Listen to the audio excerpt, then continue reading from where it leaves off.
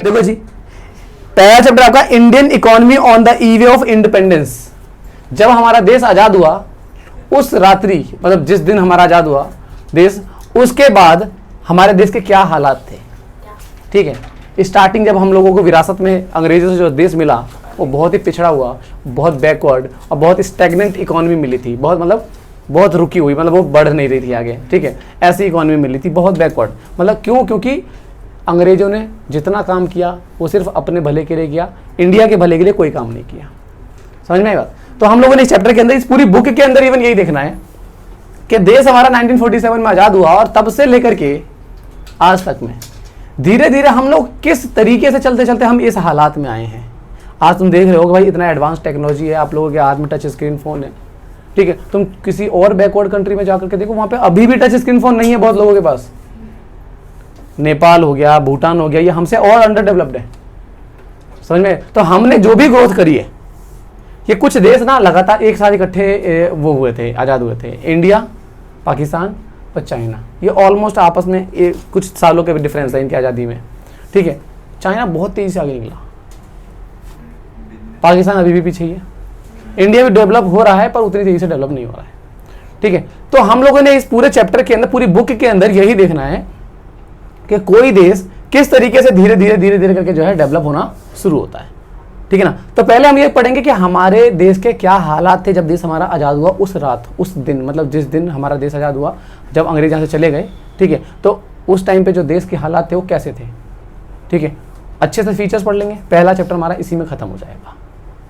उसके बाद हम लोग धीरे धीरे करके पढ़ेंगे आगे की चीज़ों के बारे में। ठीक है, जब देश आज़ाद हुआ उस टाइम पे बाद में जाकर, बहुत बाद में जाकर के जो है ज़मीन को जोतने वाले जो किसान थे खुद ऑनर बने। क्योंकि अंग्रेज़ों के टाइम पे जो ज़मीन को जोतने वाले थे वो ऑनर नहीं थे। किसी जमींदार के हाथों में बहुत बड़ी बड़ी ज़मीनें हुआ करती थी, बहुत बड़ी मात्रा में ज़मीनें होती थी। ठीक है, और वो क्या करते थे, किसानों को या तो किराए पे दे करके कराते थे, ठीक है, या फिर नौकरी पे, मतलब काम पे रख करके खेती करवाते थे। समझ में आई बात? ठीक है, तो उसके बाद जो है धीरे धीरे करके जब देश आज़ाद हुआ तब जो है ये पॉलिसीज़ कुछ लेकर के आए। उनके बाद जो है अब हर व्यक्ति को ज़मीन बांटी गई। But the advent of the British rule marked the beginning of the systematic exploitation of the Indian economy। जो हमारा जो देश है उसको बहुत ज़्यादा और बहुत बुरी तरीके से शोषण किया गया। शोषण करना मतलब कि उसको यूज़ करना। ठीक है, इस तरीके से यूज़ करना कि उसका सारे रिसोर्सेज उन्होंने यूटिलाइज तो किए पर अपने फ़ायदे के लिए यूटिलाइज किए। कह सकते हो कि एक तरीके से निचोड़ लिया उन लोगों ने। हमारे पास इतना अच्छा खासा वेल्थ था, सोने की चिड़िया कहा जाता था।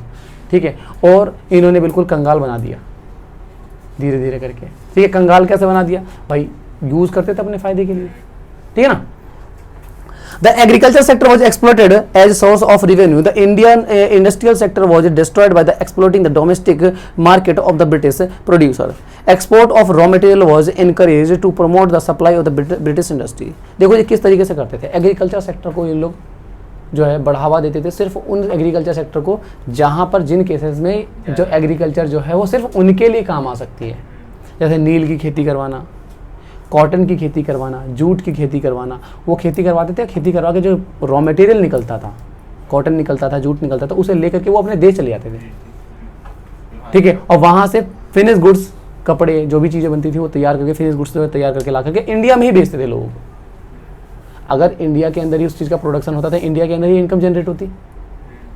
समझ में आई बात? पर उसके बावजूद वो बाहर ले जाते थे और वहाँ से तैयार करके यहाँ पे लाते थे।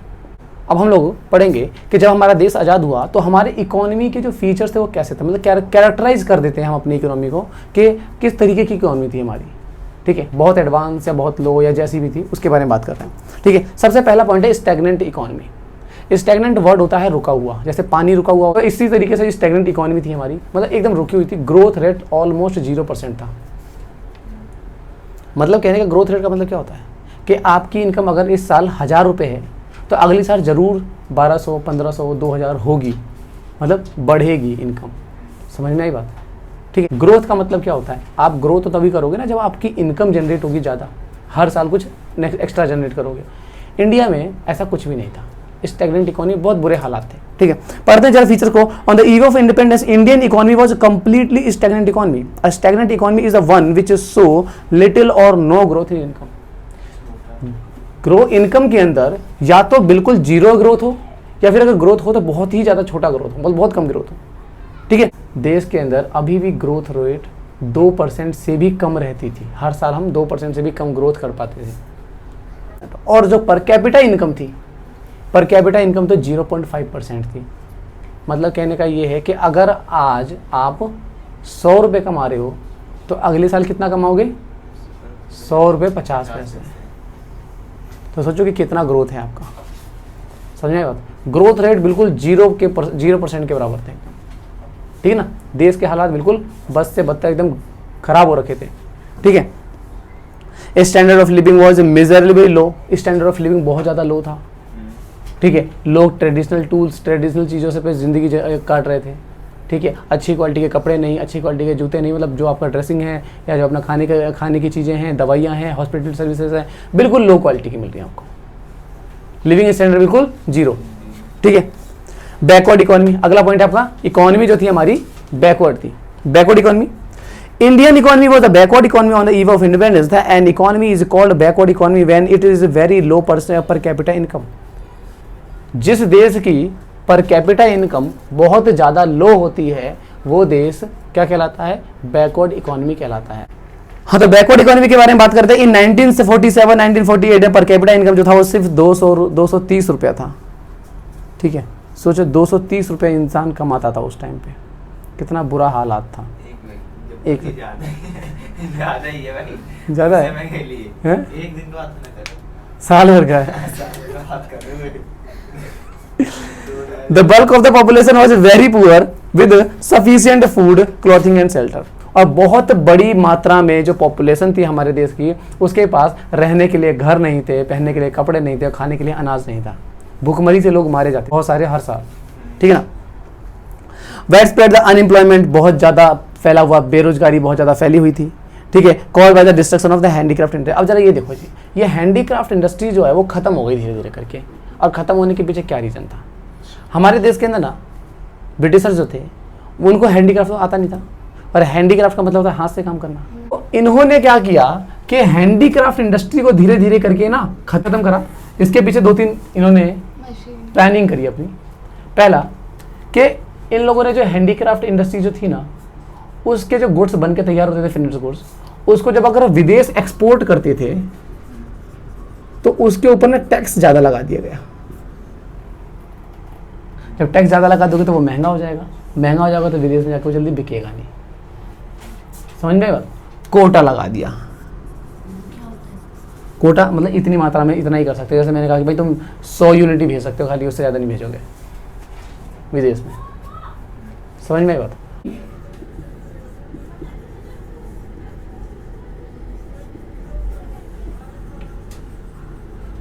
ये समझ लो तुम्हारा जो फर्स्ट टर्म का जो पेपर होगा ना, उसके लिए सबसे इंपॉर्टेंट क्वेश्चन पढ़ रहे हो तुम लोग कि हमारे देश की इकोनॉमी के क्या कैरेक्टरिस्टिक थे on the eve of independence. ठीक है जी। दूसरा क्या था? Backward economy. क्या था?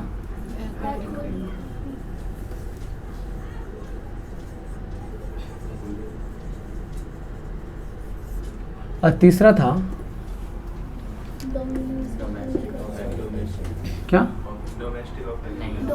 Dominance of agriculture.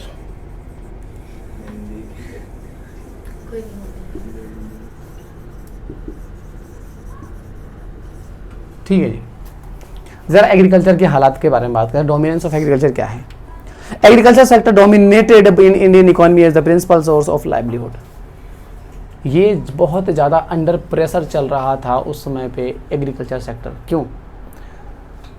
Almost 75 to 85% तक जो पॉपुलेशन थी देश की वो एग्रीकल्चर सेक्टर में काम कर रही थी। ठीक है, और उतने लोगों के काम करने के बावजूद उसमें जो आउटपुट निकल के आता था वो जीडीपी में बहुत छोटा सा कंट्रीब्यूशन दे पाता था, क्योंकि जो एग्रीकल्चर सेक्टर था वो बहुत ही बैकवर्ड सेक्टर था। मशीनें बहुत पुरानी यूज़ होती थी। ठीक है, मशीनों का तो यूज़ ही नहीं था। हल, बैलगाड़ी, इनसे यूज़ हो रहा था। ठीक है, ट्रैक्टर नहीं है, थ्रेसिंग मशीन नहीं है। ठीक है, कोई भी टेक्नोलॉजी का इस्तेमाल नहीं होता था। पूरा का पूरा डिपेंडेंट रहता था मौसम के ऊपर। मौसम हो गया तो अच्छी बार, बरसात हो गई तो अच्छा फसल हो जाएगी। अगर बरसात नहीं हुई तो फसल ख़राब हो जाती थी, भूखमरी आ जाती थी।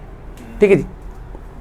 Nearly 72% of the country working the population was engaged in the agriculture. 72% of the population जो था वो एग्रीकल्चर में इंगेज था, ठीक है. However, the contribution of the GDP was only 50%.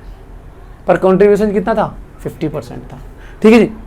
Indicating the backwardness of the sector. यही तो show करता है बैकवर्डनेस. आपके देश के अंदर जितने भी लोग हैं उसका 70% लोग जो हैं वो एग्रीकल्चर में लगे हुए हैं, है ना. पर अगर जीडीपी की कंट्रीब्यूशन में बात करें तो वो सिर्फ 50% कर रहे हैं. एक तो लोग ज्यादा लगे हुए हैं, ऊपर से आउटपुट भी कम निकल रहा है. तो यही तो बैकवर्ड की निशानी है. चौथा फीचर था हमारा ब्लीक इंडस्ट्रियलाइजेशन. इंडस्ट्रियलाइजेशन जो था हमारा वो बिल्कुल खत्म था. खत्म था मतलब शुरू ही नहीं हुआ था, समझ में. सबसे बुरे हालात तो इंडस्ट्रियल लेवल के ही थे. एग्रीकल्चर तो फिर भी लोग कर रहे थे, समझ में आएगा. Prior to the British rule industrial sector in India was well known for the handicraft. Industrial sector में सिर्फ और सिर्फ हैंडीक्राफ्ट को ही जाना जाता था अच्छे से, ठीक है ना. But it was systematically destroy by the discriminatory British policies. Systematically इसको ना विनाश कर दिया गया इसका.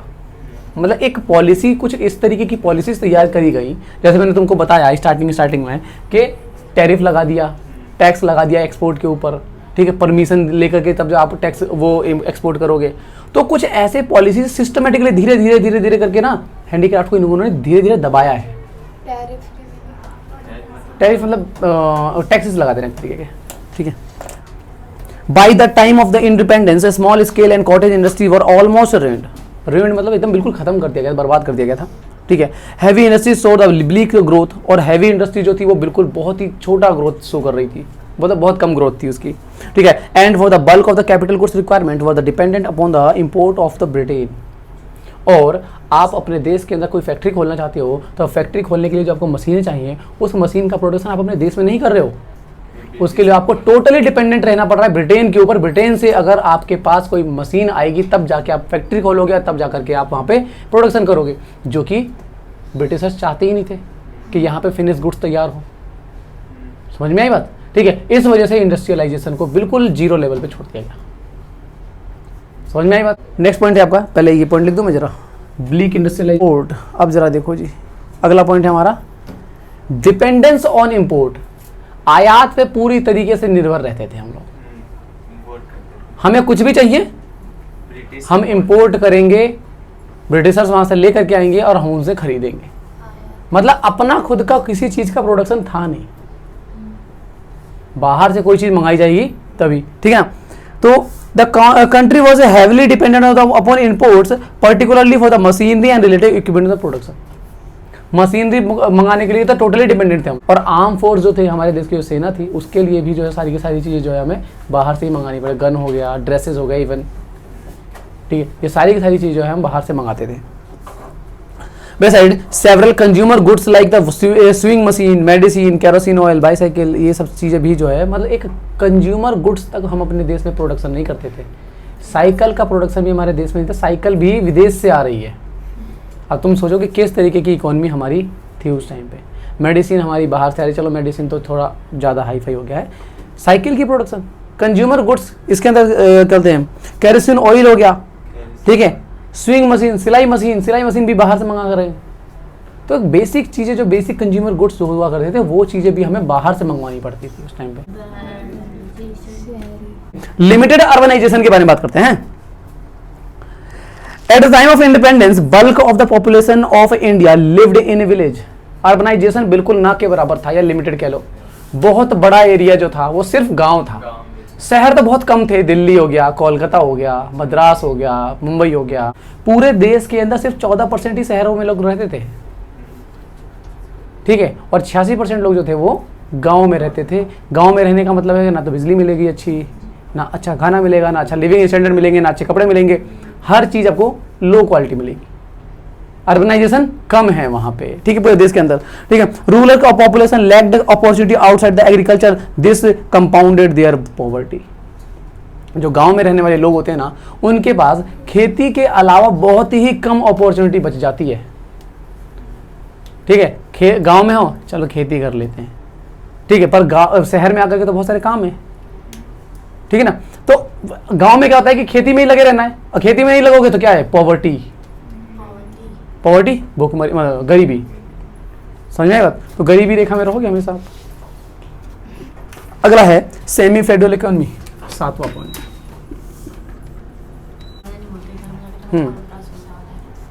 अब जरा देखिए, on the eve of independence Indian economy was neither a Holi federal और नॉर अ कैपिटलिस्ट इकोनॉमी।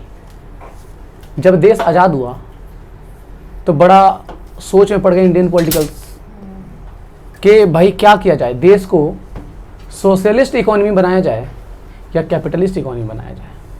तो इसके ऊपर बहुत विवाद हुआ, बहुत बहस हुई, ठीक है। सोशलिस्ट लेते तो कह रहे अगर सोशलिस्ट ले लोगे तो सारे के सारे कंट्रोल आप अपने हाथ में कर लोगे, और आप अपने हाथ में कर कैसे लोगे, आप तो अभी इतने अच्छे काबिल भी नहीं हो। तुमने तो अपनी जिंदगी में पहली बार तो इलेक्शन करवाए हैं देश में 1952 में। मतलब कहने का है अभी इतना अच्छा एक्सपीरियंस नहीं था इकोनॉमी को चलाने का, तो आप सोशलिस्ट इकोनॉमी तो कर ही नहीं सकते, क्योंकि सोशलिस्ट करने का मतलब सारा का सारा कंट्रोल आप गवर्नमेंट के हाथों में दे रहे हो। समझ में आई बात। तो सोशलिस्ट को जो टॉपिक था उसको रिजेक्ट कर दिया गया, ठीक है। बात आई तो फिर कैपिटलिस्ट कर देते हैं, पर कैपिटलिस्ट कैसे कर दें। कैपिटलिस्ट करने का मतलब ये है कि कुछ अमीर घराने, टाटा बिरला, 2 ही जाने माने घर थे, उन्हीं के हाथों में पूरी की पूरी इकोनॉमी आ जाएगी, या फिर कुछ गांव के जो लोग होंगे जिनमें जो बहुत ज़्यादा ज़मीन है जिनके पास, जो ज़्यादा रिच हैं, सिर्फ उनके हाथों में इकोनॉमी आ जाएगी। कैपिटलिस्ट है, अपनी अपनी फैक्ट्री खोलेंगे अमीर अमीर लोग, ठीक है, और अमीर बहुत तेज़ी से अमीर होने लग जाएंगे और गरीब उतने ही तेज़ी से गरीब होने लग जाएंगे, और देश फिर भी खराब हो जाएगा। तब आई कि नहीं भाई, ना तो सोशलिस्ट रहेगा ना कैपिटलिस्ट रहेगा, इसको बनाएंगे हम मिक्स्ड इकोनॉमी। समझ में आई बात। तो ये क्या था, हमारी कंट्री क्या थी, मिक्स्ड इकोनॉमी, और अभी मिक्स्ड इकोनॉमी है, ठीक है ना। तो सेमी फेडरल इकोनॉमी जो है उसी को कहा गया है कि मिक्स्ड इकोनॉमी थी हमारी, ठीक है। It was a mixed economy और semi federal economy. Such economy had a mixture of federal and capitalist model of production. तुम्हें सोशलिस्ट और कैपिटलिस्ट में क्लियर है ना डिफरेंस। सोशलिस्ट में सारा गवर्नमेंट कंट्रोल रखती है, मेन जो उसका जो मेन मोटिव होता है वो वेलफेयर होता है, ठीक है ना, ये सब चीज़ें वो 11th क्लास में पढ़ लिया था हम लोगों ने। मिक्स्ड इकोनॉमी के अंदर क्या होता है भाई, कैपिटलिस्ट के होते हैं ना बहुत तेज़ी से प्रोडक्शन करते हैं, क्योंकि भाई प्राइवेट बंदे के हाथ में तुम अगर फैक्ट्री खोल करके देखो तो बहुत तेज़ी से कमाना शुरू कर देगा, पर तुमने आधा काम तो गवर्नमेंट के हाथों में रख दिया और आधा प्राइवेट को दिया। यही हुआ ना एक तरीके से मिक्स्ड में, है ना। तो काम हुआ जो प्रोडक्टिविटी इतनी हाई नहीं हो पाई, जब प्रोडक्टिविटी इतनी हाई नहीं हो पाई तो इसकी वजह से क्या हो गया, बैकवर्डनेस आएगी।